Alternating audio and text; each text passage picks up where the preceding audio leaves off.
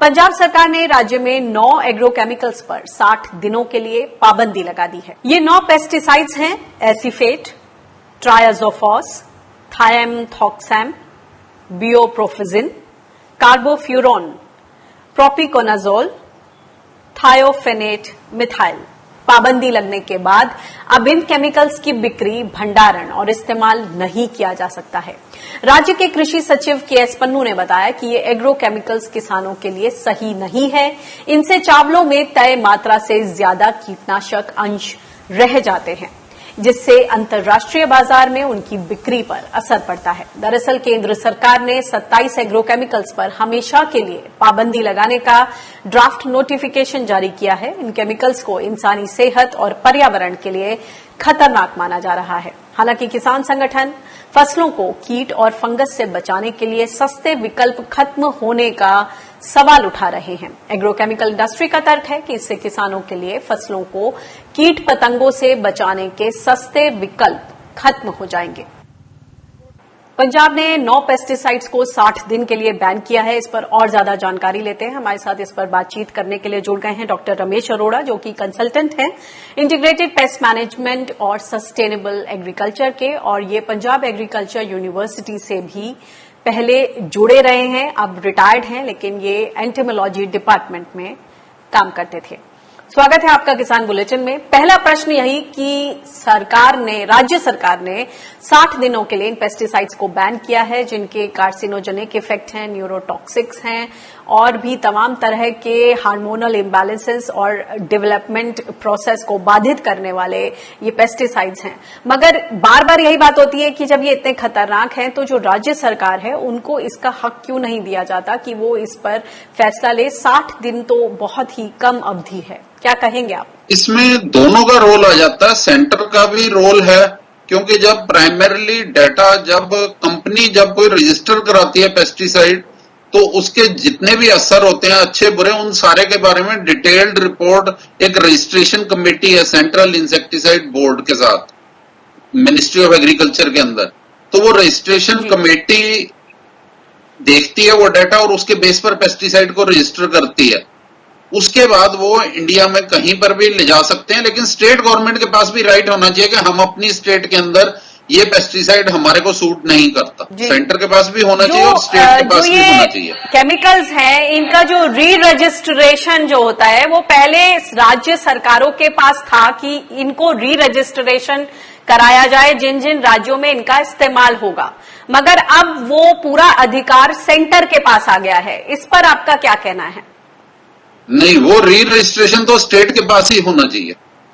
Centre का उसमें centre ने शुरू में कर दिया जो करना था। री रजिस्ट्रेशन के टाइम तो स्टेट गवर्नमेंट ही देख सकती है बेटर, और स्टेट एग्रीकल्चर यूनिवर्सिटी देख सकती है कि वो स्टेट के अंदर यूजफुल रहेगा कि नहीं रहेगा। जी सर, एक और बात बताएं कि ये जो 9 पेस्टिसाइड्स हैं, इनका जब इस तरह का ऑलरेडी एक स्टडी है कि विदेशों में इनमें से कई बैंड हैं, सरकार ने भी हाल ही में 27 पेस्टिसाइड्स को लेकर एक ड्राफ्ट ऑर्डर सामने रखा, उसमें फीडबैक लेने के लिए 16 अगस्त आखिरी डेट भी थी। उसमें फिर इस तरह का रिएक्शन जो इंडस्ट्री की तरफ से आता है कि हमें पहले तो पता नहीं था इसके बारे में, या डेटा अगर हमसे पूछते तो हम उसको फर्निश कर देते, तो ये तमाम तरह की दलीलें हैं। इसको आप लोग किस तरह से देखते हैं? जो साइंटिस्ट कम्युनिटी है वो आगे जब सस्टेनेबल एग्रीकल्चर की बात करते हैं तो किस तरह की राह?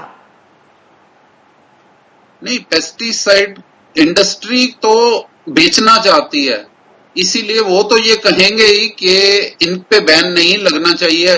और उनको जो 27 पेस्टिसाइड्स वाला केस था उसके अंदर उनको बहुत टाइम दिया गया था, जिसके अंदर कि वो अगर कोई एडिशनल डाटा की जरूरत थी जनरेट कर सकते थे। जो अनुपम वर्मा कमेटी की रिपोर्ट थी वो दिसंबर 2015 में आई थी, आज हम अगस्त 2020 में बैठे हुए हैं, और ये जो 9 पेस्टिसाइड हैं इनमें से काफी जो है वो बासमती के अंदर उनके रेजिड्यू आ रहे थे, जिसकी वजह से हमारे जो एक्सपोर्ट कंसाइनमेंट है वो रिजेक्ट हो रही हैं। तो इंडस्ट्री को भी पता है कि ये हमारे पेस्टिसाइड की वजह से प्रॉब्लम आ रही है।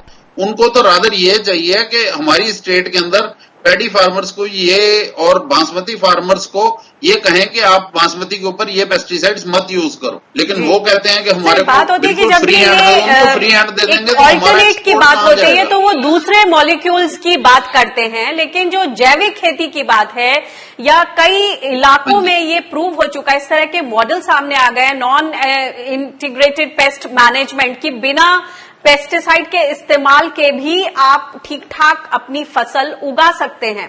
उसके बावजूद सरकार इन मॉडल्स को और ज्यादा एस्केलेट क्यों नहीं करती? और हमेशा ये शंकाएं सामने आती रहती हैं इंडस्ट्री की तरफ से, कुछ साइंटिस्ट कम्युनिटी की तरफ से भी, कि अगर ऐसा हुआ तो देश की जो खाद्यान्न सुरक्षा है उस पर असर पड़ेगा। नहीं, वो डराया ज्यादा जा रहा है, इतना ज्यादा असर नहीं पड़ने वाला। 1-2 साल जब तक ट्रांजिशन फेज होता है उसमें थोड़ा सा असर पड़ता है, नहीं तो जहां पर भी पेस्टिसाइड को जब बैन किया गया तो 2-3 साल के अंदर स्टेबलाइज हो जाता है, बिल्कुल कोई रिडक्शन नहीं होती, प्रोडक्शन पूरी हो जाती है। जो अल्टरनेटिव्स हैं बायोलॉजिकल कंट्रोल वगैरह, उसके अंदर रिकमेंडेशंस लाने में थोड़ा वक्त लगता है, वो उसके बाद वो आ जाएंगी, लेकिन ऐसा नहीं है कि उसकी वजह से कोई बहुत ज्यादा नुकसान होगा प्रोडक्शन में हमारा। जी, एक और बात बताएं कि जो ये 9 पेस्टिसाइड्स अब बैन हुए हैं, जब तक इस बैन की जागरूकता, इस ऑर्डर का असर जो छोटे छोटे विक्रेता हैं, दवाइयां जो बेचते हैं, उन तक जब तक पहुंचेगा तब तक वो 60 दिन की अवधि पूरी हो जाएगी। आप किस तरह के व्यवहारिक दिक्कतें देखते हैं इसमें? नहीं, इसमें यह है कि स्टेट डिपार्टमेंट ऑफ एग्रीकल्चर और हमारे जो सेक्रेटरी एग्रीकल्चर हैं श्री कान सिंह पन्नू जी, उन्होंने 2 साल से ये कहा हुआ है अपने सारे स्टाफ को कि इनको राइस के अंदर और बासमती के अंदर यूज इनका बंद कराया जाए। तो इसीलिए पहले ही अवेयरनेस काफी क्रिएट हो चुकी है, और अगर स्ट्रिक्टली एनफोर्स करता है एग्रीकल्चर डिपार्टमेंट तो कोई ऐसी प्रॉब्लम नहीं आने वाली। इनके अल्टरनेटिव्स अवेलेबल हैं पहले ही मार्केट में, जिनको यूज किया जा सकता है। और हमारे प्रोग्रेसिव फार्मर्स भी बहुत प्रोग्रेसिव हैं, वो मान जाएंगे और यूज करेंगे। जी, बहुत बहुत शुक्रिया इस जानकारी के लिए, इनसाइट के लिए, धन्यवाद।